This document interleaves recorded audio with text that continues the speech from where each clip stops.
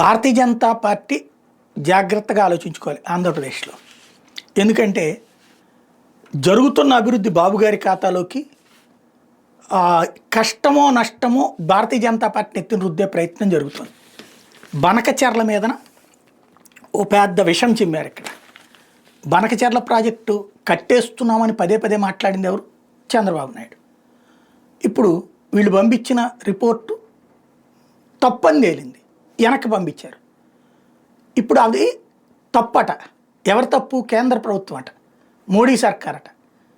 అంటే బీజేపీ మీద విషం చెమ్మడం. బనకచెర్ల కడితే చంద్రబాబు క్రెడిట్, కట్టకపోతే భారతీయ జనతా పార్టీ వైఫల్యం.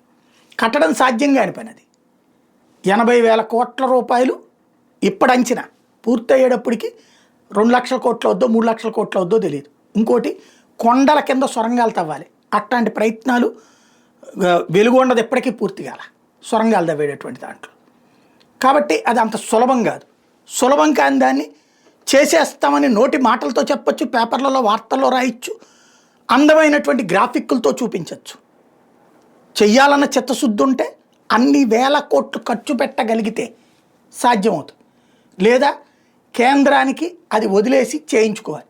కానీ ఒకే రాష్ట్రానికి 2 జాతీయ ప్రాజెక్టులు కేంద్రం చేయదు. పోలవరం జాతీయ ప్రాజెక్టు 10 పైసలతో సహా వాళ్లే కడుతున్నారు. మళ్ళీ బనకచెర్ల కూడా కేంద్రమే పెట్టుకోవాలంటే కుదరదు. రాష్ట్రం 80,000 కోట్లు పెట్టుకోగలిగే పరిస్థితిలో ఉందా? లేదు.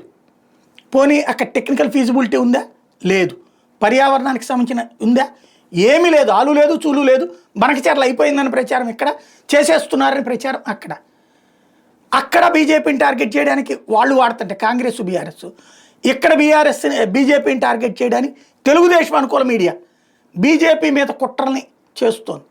ఇది జాగ్రత్తగా ఆలోచించుకోకపోతే రేపు పొద్దున్న దెబ్బతినేది బీజేపీనే.